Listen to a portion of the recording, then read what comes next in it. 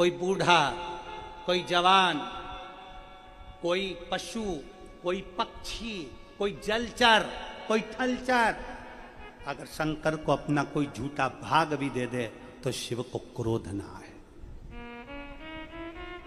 कभी आपने किसी राम जी की मूर्ति को, कृष्ण भगवान की मूर्ति को, देवी जी की मूर्ति को, देवता जी की मूर्ति को, गुरु जी की मूर्ति को कभी आपने देखा कि कोई कुत्ता, कोई बिल्ली, कोई जीव, कोई गाय, कोई बंदर, कोई जीव उनकी मूर्ति के पास आ गया हो? केवल एक शंकर ऐसे हैं जिनकी शिवलिंग के पास स्वान भी आ जाता है, कुत्ता भी आ जाता है, बिल्ली भी आ जाती है, पक्षी भी आ जाता है, पशु भी आ जाता है, कोई अपनी जिह्वा से चाट भी लेता है, कोई उनको कोई भोग भी लगा देता है, कोई कुछ लाकर चढ़ा भी देता है। शिव स्वीकार करते हैं।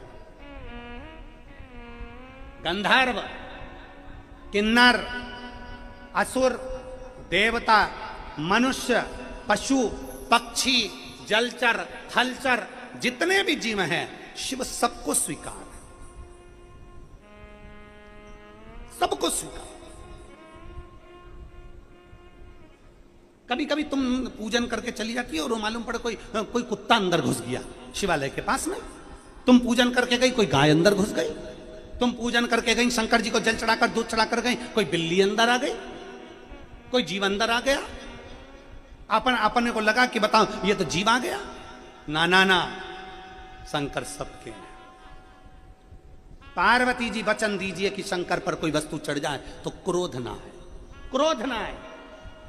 आज दुनिया के लोग यूट्यूब पर बैठ कर अपनी भाषा में कहते हैं शंकर को ये मत चढ़ाना, नाराज हो जाएंगे, शंकर को वो मत चढ़ाना, नाराज हो जाएंगे, शंकर जी को ऐसा मत करना, नाराज हो जाएंगे, शंकर जी को वैसा मत करना, नाराज हो जाएंगे। शिव महापुराण अच्छे से सुनना।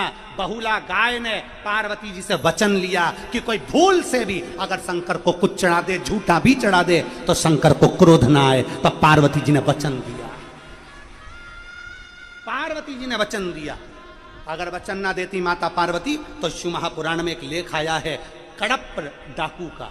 कड़प डाकू एक ऐसा डाकू जिसने केवल एक ब्राह्मण को, पंडित जी को शिव की पूजन करते देख लिया था। उसके पास में पानी डालने के लिए लोटा नहीं था, उसके पास में भोग लगाने के लिए भोजन नहीं था, उसके पास में चढ़ाने के लिए बेलपत्र नहीं थी। कड़प ने देख लिया, तालाब में गया, मुंह में पानी भर लिया, एक जीव को मारा, मांस इकट्ठा कर लिया, पत्तियां तोड़ी, लेकर शंकर के मंदिर में चले गया। देखा कि कचरा ही कचरा था, साफ करा जूते से और भगवान के ऊपर पानी को थूक दिया, पानी दे दिया और मालूम पड़े मांस का भोग लगा दिया।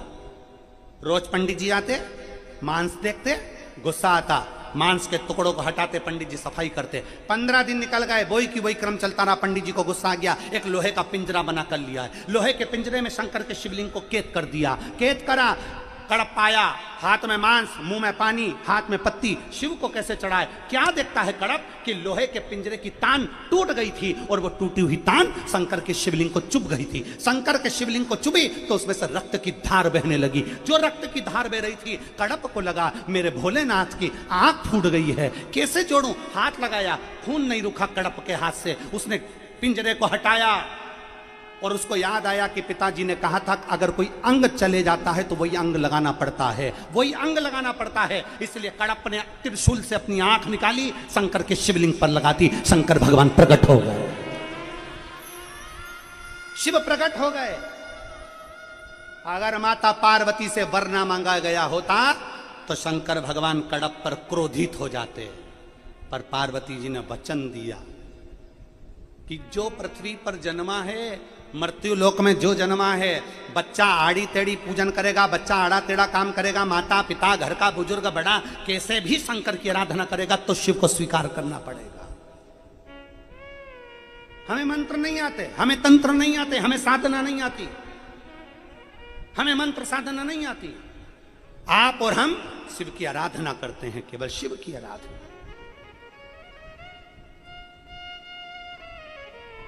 मंत्र साधना से हम दूर हैं तो क्या शिव स्वीकार नहीं करेगा? क्यों नहीं करेगा? ये इतने पत्रों का ढेर जो लगा है, क्या एक एक पत्र कभी मौका लगे ना, हम कहें न्यूज़ चैनल वालों से, हम कहें मीडिया से,